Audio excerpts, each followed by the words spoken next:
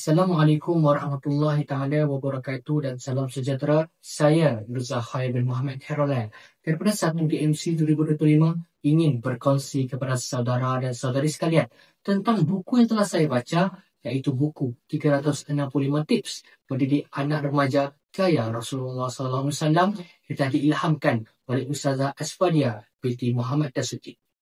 Buku ini memberi panduan kepada ibu bapa, guru dan juga pendidik untuk mengaplikasikan cara penggunaannya dalam konteks kehidupan remaja pada masa kini. Dalam bicara video kali ini, saya ingin berkongsi beberapa tips untuk mendidik anak remaja gaya Rasulullah SAW.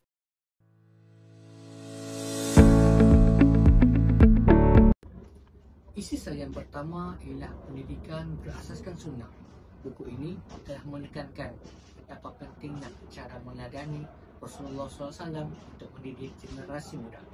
Setiap tips yang dikongsikan bukan sahaja berpandukan Al-Quran dan juga Sahih, tetapi juga menekankan cara mendidik remaja dalam konteks kehidupan semasa. Tips yang kedua pula ialah harian yang predikat.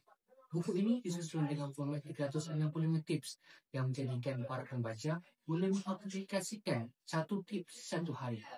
Ini bukan sahaja memudahkan proses pembelajaran, tetapi memudahkan juga proses sikap secara berhubungan. Buku ini mempunyai aspek motivasi, disiplin, komunikasi dan pengurusan akhlak dan emosi remaja. Isi saya yang terakhir pula ialah bonus pengurusan keluarga remaja. Dalam buku ini telah disediakan tips 60 khusus untuk menangani masalah yang remaja makin hadapi pada masa kini, iaitu isu memberontak, kurang motivasi dan ketagihan gadget.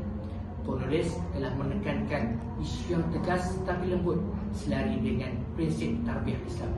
Justru itu, ibu bapa boleh dibantu dengan mempelajari dan mengajar anak-anak untuk mempelajari apakah itu sunnah Rasulullah SAW bagi mendidik generasi muda tetap teguh dengan pegangan iman dan takwa.